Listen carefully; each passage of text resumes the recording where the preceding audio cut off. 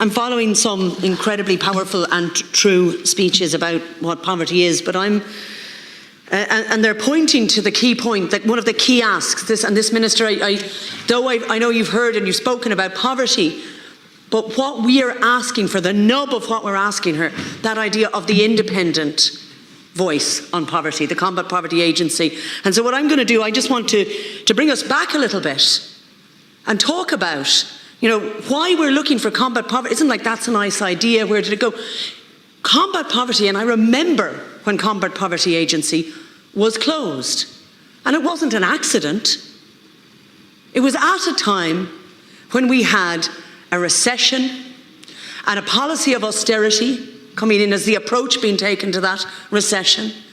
And we had a period of time in which there was a rush, unfortunately, instead of saying, right now we need our information around poverty, we need independent voices, we're making really difficult choices, we need to know exactly what the impacts are and in an independent way. At that exact time, instead, we saw a push to make sure we silenced critical voices. And Combat Poverty Agency closing wasn't simply, there's a lot of things that didn't change. Our private pension tax releases didn't change. There were certain choices that were made, and Combat Poverty Agency was inconvenient because they were an independent voice that spoke about poverty and that had an expertise. And it meant that you would have other pressures in terms of making sure we designed our policies in a way, not in the way where we heard, and I remember it, that all the traveller organisations got cut.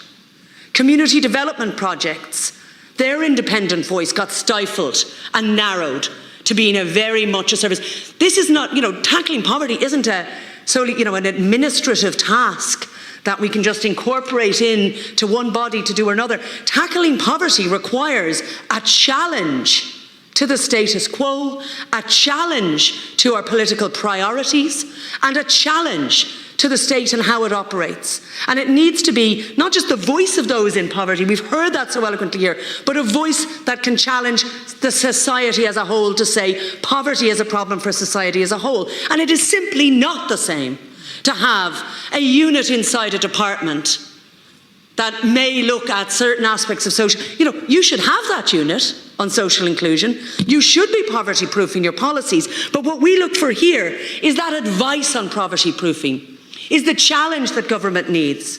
The fact that sometimes it's bad news. It's bad news on a policy.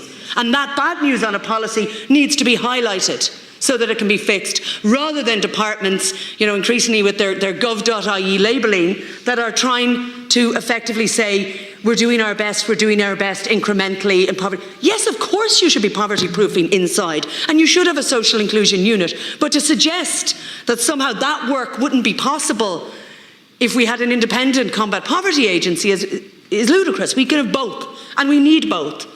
And the work the Combat Poverty Agency did in the past was far more than helping us deal with some of the symptoms of poverty. It was about tackling it in the way. They did reports over 20 years. What does it mean, poverty in terms of full participation in the arts? What does it mean, poverty and tackling poverty specifically in terms of children? Those kinds of particular areas, and we've highlighted some of them in our report. The poverty experienced by travellers, the poverty experienced by those with a disability, which cuts across more than the Department of Social Protection, but around a systemic failure to provide supports. That work is crucial. And Minister, in the time remaining in this Oireachtas and in your ministry, I urge you not simply to have a list of things that department officials might do, that the next minister who comes in might give them a different list of things they may or may not do.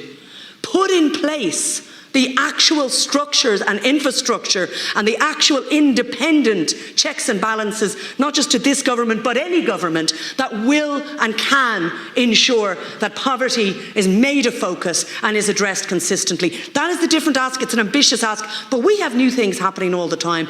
And this is something we know worked. Nobody has ever suggested that combat poverty was anything less than absolutely incredibly powerful and effective in its work. So let's bring that back. And I want to just highlight 2 or 3 specific issues, because I think we're also at the point now when we're in danger of making another mistake, Minister, I want to highlight. You mentioned the support for Vincentian, and supporting independent research is fine, but we also need to support independent voices that can advocate and challenge us. But the minimum essential standards of living, the really important work that is, talking about a living wage, again and again, the principles internationally of a living wage, that it needs to be about a decent life and full participation in society. And the work that the MESL has done of 2,000 items, the real items that people need every day, the actual items, the kind of work we've seen around the cost of disability as well. What does it cost to live? And I really worry that at the time when cost of living is suddenly centre stage, we're seeing now the idea of the minimum wage, which is a different thing. And I appreciate there's a move now to move to 66% of the median wage for being the median wage. But that's getting relabelled as a living wage, and they're different things. We need an improved minimum wage that meets the standard of a living wage, which is an independent, separate standard, and it's based on the reality of what it costs to live. Can we afford to lose that kind of data and information right at the point when everybody's talking about cost of living? So I really would urge that that stays centre focus, and I believe your department need to champion that. Minister, again, I thank you that you're supportive of the idea of the motion, but I'm saying we cannot be complacent, we cannot be incremental.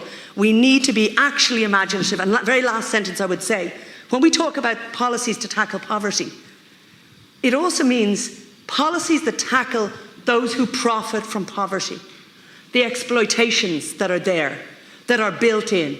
Not just realising austerity doesn't work and trickle down doesn't work, but making sure we're proofing our policies against the trickle up effect, whereby effectively there are those who profit from those who are desperate for housing, who the state has to supplement, where there are those who profit from those who are accepting low and inadequate wages, and the state has to supplement that. Let's guard against that as part of our tackling of poverty. Thank you very much indeed.